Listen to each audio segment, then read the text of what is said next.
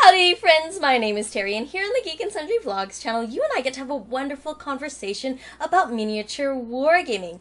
I thought today, since this month is going to be seeing the landing of the 7th edition Space Wolves, and in celebration of the newest release of the Sanctus Reach starter set featuring the Orcs and the Space Wolves, we can have a little bit of conversation about the Space Wolves and talk about where they come from and a few things that you might not know about them. Before we get started on that though, I want to give a great big shout out to the folks at Geek Nation Tours. They just announced their 2015 Adepticon tour, and if you haven't been keeping up with me, I went on the 2014 Adepticon tour with them earlier this year, which you can see in this video here, and I had a splendid time. With the new venue for Adepticon this year, the tour is going to be offering a few more and different treats from previous years, and if you want to get on it, you've been thinking about going to Adepticon, or you've even thought about maybe trying it out for the first time, which is a great thing because every wargamer should definitely go to Adepticon. Check out the Geek Nation tour. The link is down below. It will sell out because last year's totally did, so get on it early. Now, before we dive into the rabbit hole that is the Space Wolves, you should definitely check out this video here, my little introduction to the 40k universe, if you aren't already somewhat familiar with the 40k verse. It's a really great primer, and I'll be using some terms from that video that you might need some backgrounder on, and that's a great way to start. Now, the first thing you gotta know about the Space Wolves is this. They were the Emperor's executioners, and they have fulfilled this role multiple times throughout the history of the Imperium. The Space Wolves were called upon to guard the Primarchs during the Horus Heresy, when it became clear that some of the Primarchs, although they didn't know which ones, were starting to turn traitor. They sent the Space Wolves to watch over them. And remember that Primarchs are like demigods. They have crazy ability powers, unbelievable strength, and are almost unkillable. But when they were sending these Space Wolves out, they thought, you know what? You only need really 10 to watch over them, and they'll probably get the job done.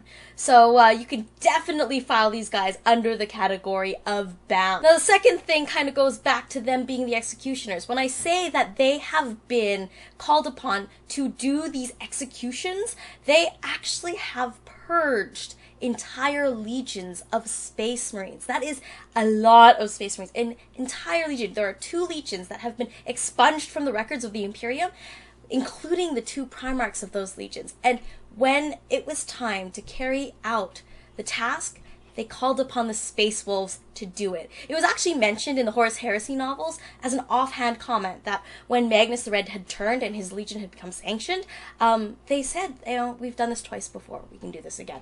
So that's a crazy thing. They are kinslayers. They have killed their Astartes brothers, and they've killed many of them. The third thing you need to know about Space Wolves is they like their drinks strong. Now, when we talk about strong drinks, it's really interesting for Space Marines to actually drink because they're genetically modified humans, which actually makes them immune to most poisons. I mean, like, their spit is actually acid that can melt steel.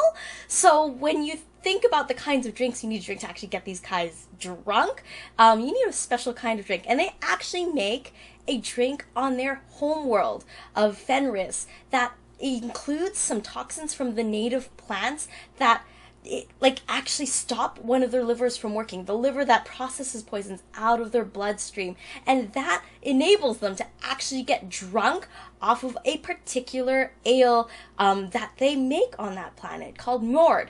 Now, Mjord is very potent. For humans like you and I, it'd probably kill us, but for the Space Wolves, it actually allows them to get drunk and pass out, so they actually have fantastic eating and drinking games, which no other Space Marine Legion can do or even come close to.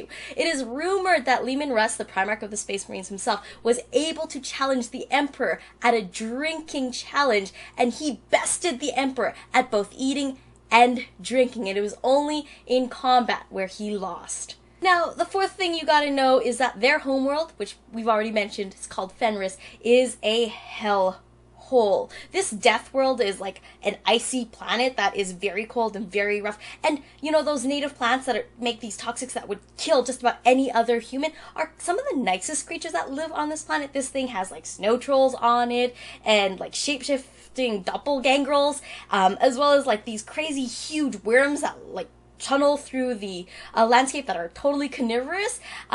So you have this planet of very harsh creatures. And of course, the apex predator on this planet happens to be a Fenrisian wolf, which are extremely dangerous and are rumored to have teeth as sharp as its wits. Speaking of Fenrisian wolves, the fifth thing you need to know is that Leman Russ, the Primarch of the Space Marines, was actually raised by wolves. Yeah, that's why he doesn't close the door.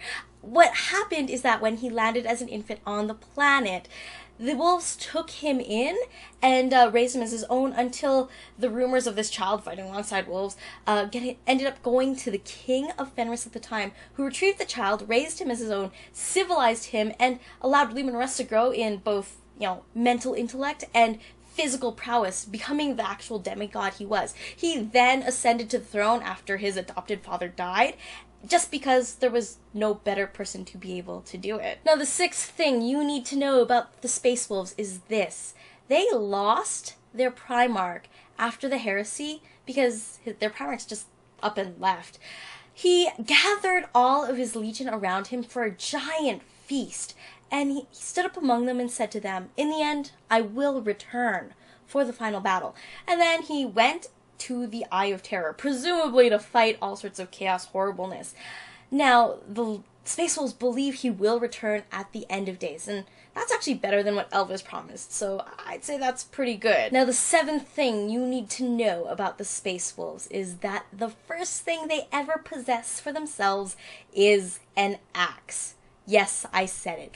The babies of Fenris are the ones from whom the Space Wolves look at and recruit, because all the natives are kind of eligible to become a Space Marine, provided you are male.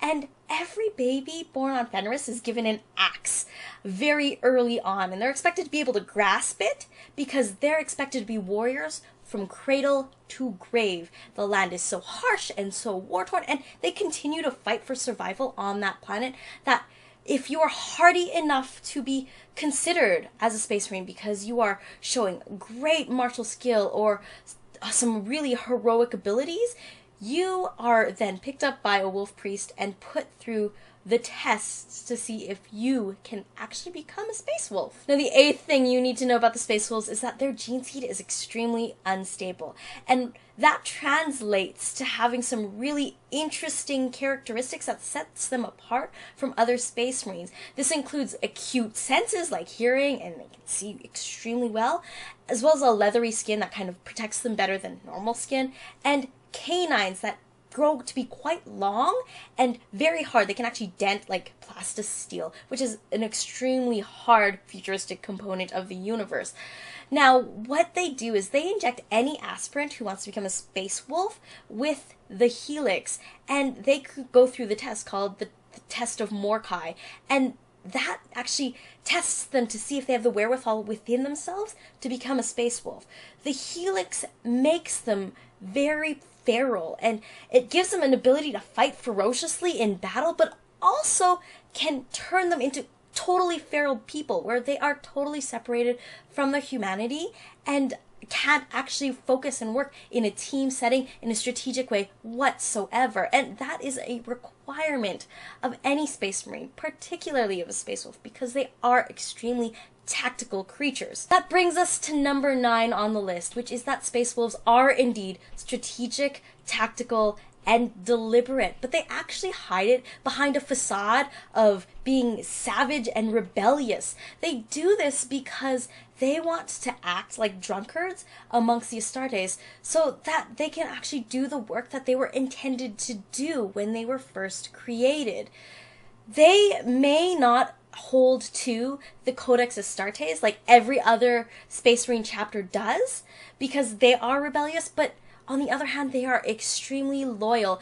And it was actually remarked that while they may be vicious and savage, they always come back to heal at their master's side. They aren't so much wolves as they are well-trained dogs. Now, the 10th thing you need to know about the Legion is this. They are arguably the only loyalist chapter to change their livery after the heresy. The Dark Angels did kind of change the colors. We're not counting because they're traitors. But They changed from a gray livery with red flourishes to a baby blue kind of livery with yellow and black flourishes. And they did this for unknown reasons. There's a lot of speculation as to why that may have been. It could have been because they failed to bring the sanctioned legion down, Magnus and his legion down, despite the fact that they were ordered to. It may have been the fact that they were not able to make it back in time to Terra to help the Emperor and save him from his fall. Or it could be that the Helix cane is actually working and has affected their eyesight and made them colorblind like dogs, so they actually do think that the baby blue is actually gray. Who really knows? This week's featured model is painted by a gentleman by the name of Steve Holt, who painted up this absolutely stunning Logan Grimnar. As always, if you want me to feature your models or gaming projects in these videos, go ahead and send them to me my way. You can send them to me via Facebook. My information is down in the doobly-doo below. Now go ahead in the comments and let me know what essential facts I should know about your particular fandom. While you are down there, don't forget to hit the like button to like this video and subscribe to my personal channel, because I am making all sorts of fluff videos like this. I made a few fluff videos about the orcs on my personal channel, so you should definitely go ahead and check them out. I would love it if you did. And also, subscribe to the Geek and Sundry vlog channel right here. You can just click the little button down below. There are many videos by me, as well as a number of other amazing and terrific vloggers, including the Nerdcraftic-tastic Paul Mason, who made an extremely cool do-it-yourself book just yesterday. So go ahead and check out that video down below. Until next time, I will see you soon.